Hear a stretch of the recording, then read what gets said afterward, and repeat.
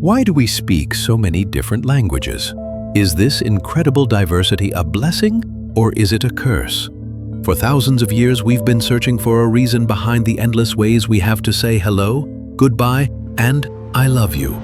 Right now, there are over 7,000 languages spoken across the globe, a vibrant tapestry of sounds and symbols that both connect us and, at times, set us apart. But what if all this variety wasn't the result of slow, gradual change? What if it all happened in a single, dramatic moment? The ancient story of the Tower of Babel gives us a dramatic answer. A single act of God to scatter humanity and confuse our speech. But this is more than just a simple myth. It's a story that has wormed its way into our understanding of culture, faith, and a divided world. It's an origin story for our scattered planet, a warning, and a powerful symbol that has echoed through history. So how did one tower, built on a flat plain in the land of Shinar, become the ultimate symbol of where we all came from? Our story, as told in the book of Genesis, begins in a world very different from ours, a world of complete unity. After the Great Flood, Noah's descendants all spoke the same language. Migrating from the east, they found a fertile plain in the land of Shinar, what we now call southern Mesopotamia, and decided to settle there. And they said to each other, "Come, let us make bricks and bake them thoroughly." For stone, they used brick, and for mortar, they used bitumen. Then they said, "Come, let us build ourselves a city and a tower with its top in the heavens, and let us make a name for ourselves, lest we be dispersed over the face of the whole earth." This was never just a construction project. It was a declaration of ambition, unity, and a burning desire to control their own fate. They were building a monument so impossibly huge it would pierce the heavens, cementing their legacy and keeping them all together. It was a testament to incredible human cooperation. But this kind of ambition doesn't go unnoticed. The story tells of God coming down to see the city and the tower they were building. And the Lord said, "Behold, they are one people, and they have all one language, and this is only the beginning of what they will do. And now nothing that they propose to do will be impossible for them." For this unified, powerful humanity, a line had been crossed. The response wasn't destruction, but something more chaotic, confusion. "Come," the story says, "let us go down and there confuse their language, so that they may not understand one another's speech." The effect on the project was instant and catastrophic. The once harmonious worksite became a chaotic mess. A simple request for a brick might be met with a piece of wood. A command to lift was met with a confused, blank stare. Communication, the very thing that made them strong, was gone. The work ground to a halt. Frustrated and totally unable to cooperate, the people abandoned their unfinished city.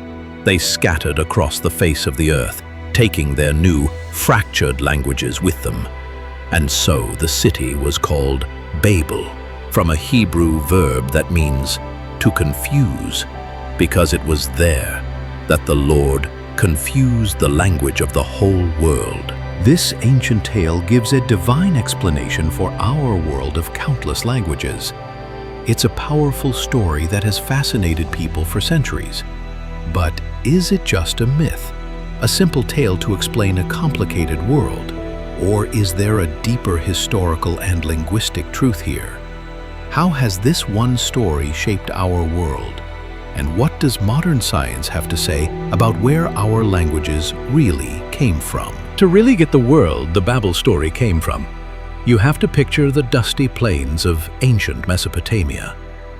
Archaeologists have dug up the remains of nearly 30 huge stepped temple towers in this region called ziggurats, which look a lot like the tower described in Genesis.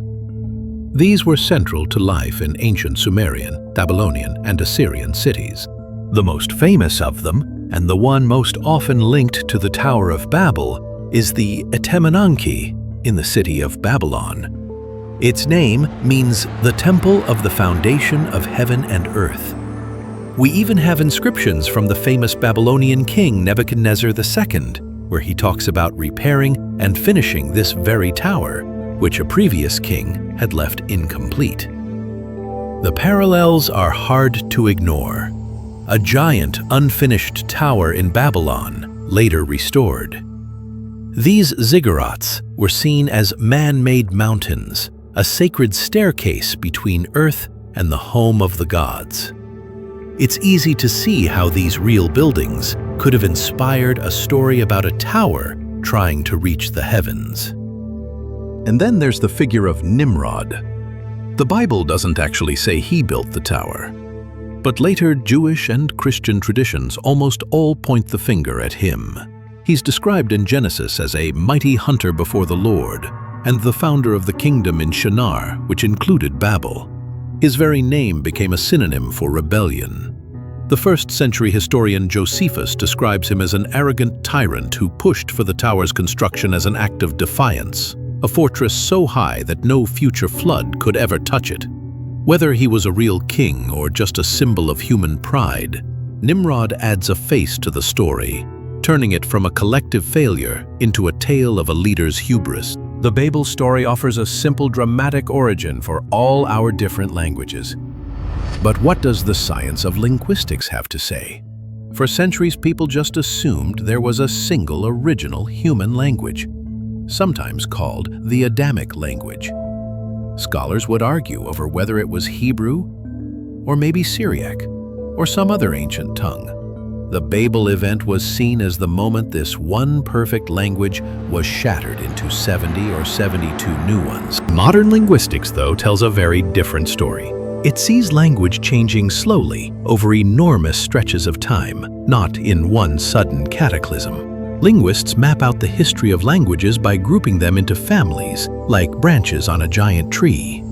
English, for example, is part of the Germanic family, which itself is just one branch of the massive Indo-European family tree.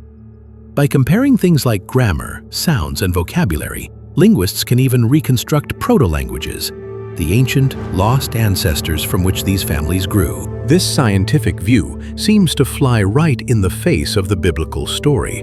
One is about a sudden divine act, the other a slow, natural process. And yet, some people see a way to bring these two ideas together. They suggest that maybe the divine act at Babel wasn't about creating 7,000 languages at once, but about creating the first foundational language branches. Those branches could have then continued to split and change naturally over thousands of years through things like migration and cultural contact. In this view, the story isn't really about the mechanics of language at all, but about the consequences of human pride and the reason for our global dispersal. What makes the Babel story even more interesting is that it's not entirely alone. You can find echoes of a very similar story in other ancient cultures, hinting at some kind of shared cultural memory of a time when humanity was one. One of the most amazing parallels comes from ancient Sumer itself. An epic poem called Enmerkar and the Lord of Aratta, written long before Genesis, talks about a golden age when all of humanity spoke to the god Enlil in a single language. The text then describes how the god Enki, the Lord of Wisdom, went and changed the speech in their mouths, bringing contention to what had been one human voice. Here we have the same core ideas, a time of one language, a divine being disrupting it, and the chaos that follows. And this theme isn't just in Mesopotamia. You can find similar stories and folklore from places as far-flung as East Africa, India, and among various Native American tribes. They tell of a primordial time with one language, followed by some kind of mistake or foolish act that led to the confusion of tongues and the scattering of people. The details are different, but the central idea of a lost unity and a divinely created diversity is a theme that shows up again and again in the human storybook. Exploring these ancient stories tells us so much about our shared human search for meaning. If you enjoy these deep dives into history, mythology, and the narratives that define our world, go ahead and subscribe to the channel and ring the bell. You won't want to miss where we go next. So, what is the Tower of Babel when it's all said and done? Is it a literal historical event, a hazy memory of a giant Mesopotamian ziggurat, or a purely symbolic story? Maybe its real power is that it can be all of these things at once. As a story, it's a powerful explanation for the origin of our linguistic and cultural differences. For millennia, it gave a simple answer to the very big question of why our world is so divided. But it goes deeper than that. The tower has become a timeless symbol of human pride and ambition run wild. It represents that temptation to make a name for ourselves, to achieve a kind of greatness on our own terms, and to build systems we think will make us invincible. When you look at it that way, the confusion of languages isn't just a punishment. It's a necessary break on a power that was becoming dangerous.